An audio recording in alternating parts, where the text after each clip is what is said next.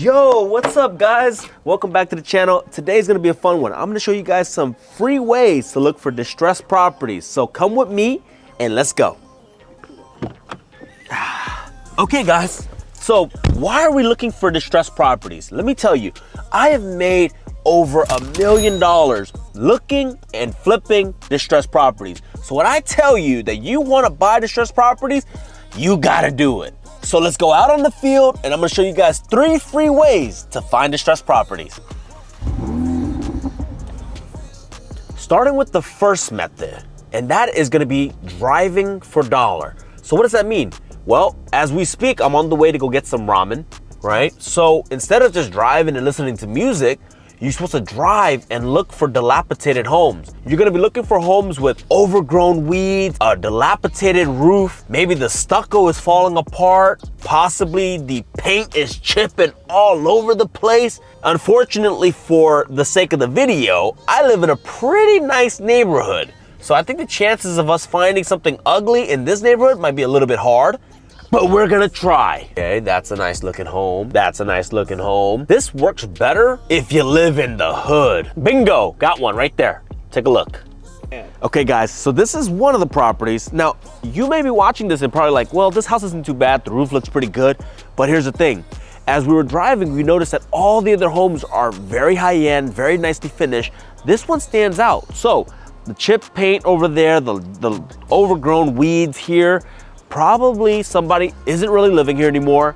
So the chances of somebody wanting to sell could be potentially very high. So what do you do next? Now you write down the address, you go back home, you input it into your computer. If you have a product like skip tracing, you can use that to find the owner's name. If you don't, try typing in the address, doing a little homework and finding the name on whitepages.com. Let's go.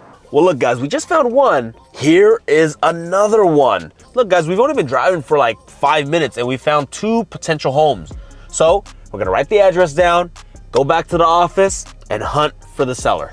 So the pro of driving for dollar is that it's something that you're already gonna do, right? You're already gonna be driving to the grocery store or you're gonna be dropping off your kids at school. Just make a subconscious effort to look for dilapidated homes. This is really fun. You can actually get some people in the car with you as you're driving. You can make it a competition with who can find the most ugly looking properties. Winner gets lunch. The con to doing this is that it's not really scalable. And if you're trying to expand into another area, you really can't, right? Unless you physically drive there. And then that becomes quite expensive because gas is not cheap. But let me share with you guys a story. One of the properties that we ended up buying and making over $600,000 on was through driving for dollars. We were driving around and this property was literally falling apart. Wrote the address down, hunted down the owner for 6 months. We ended up buying the property, flipping it, and then making $600,000. So the method does work. But like I said, it's not really scalable if you want to try to hit a mass amount of homes. But stay till the end and I'm going to show you guys what you can do to really scale this distressed property search. So look, if you're going out, you're driving for dollars, or if you're gonna do any of the other methods that I'm gonna teach you in this video, the one thing that I want you to take away with is you have to make sure your follow-up game is on point. The gold is in the follow-up. The riches is in the follow-up. What does that mean? You're gonna reach out to these owners maybe once, maybe twice, they're not gonna be home. If you give up, guess what? Your chances of success is gonna be slim to none. But if you stay on it, believe it or not guys, a lot of the deals that we get today are from 6 months to a year, some even 2 years. I actually have a very specific story that where we were sending out letters to these dilapidated homes. That lady didn't reach out to me for 2 whole years. And then when she finally did, we bought it for $995,000 and we ended up selling it for 1.5 and netting close to $350,000 on that one. So when I tell you guys to follow up, you've got to trust me. You have to follow up until they literally tell you to stop or they die. That's it. So the second and third ways that I'm gonna show you how to find distressed property is gonna require you to go down to your local city hall or county. Now, in this area, we're gonna go down there and we're gonna find the notice of violation list.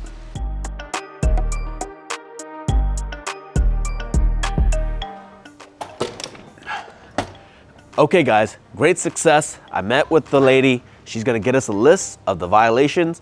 She doesn't think there's gonna be a whole lot in this city, but it's still a lead. We're gonna attack it and we're gonna go find some distressed properties.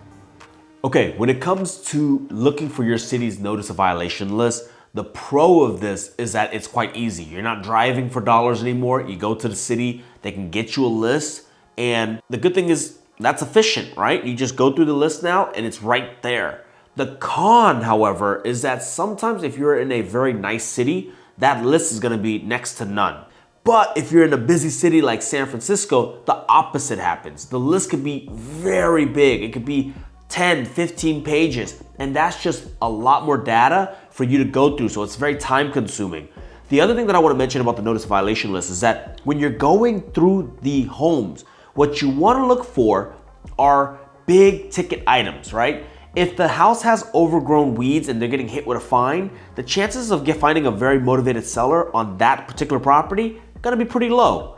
But what you wanna look for are like big violations like a cracked stucco, roof collapse, like a ton of dirty cars and jacked up cars in front of the property. Because these are usually signs that it's run down and the seller's gonna be more likely to sell.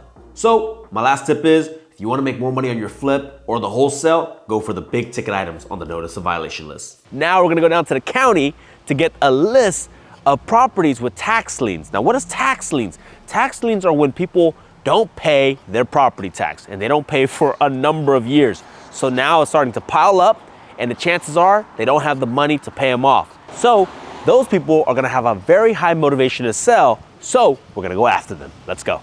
When you're going after the tax delinquent list, the pro of this is that number one, it should be a pretty big list. The motivation should be pretty high when it comes to dealing with people who are behind on their property tax. The con of going after a tax delinquent list is, you're just gonna be dealing with people who are quite angry because who wants to actually lose their home? But the motivation is gonna be super high. Cool story about this one. We're actually buying one today and we're closing on it next week. The owner is kind of in a similar situation. He hasn't paid his property tax since 2012. So his motivation became very high because the city served him with a letter saying, hey, if you don't pay, you're losing your home.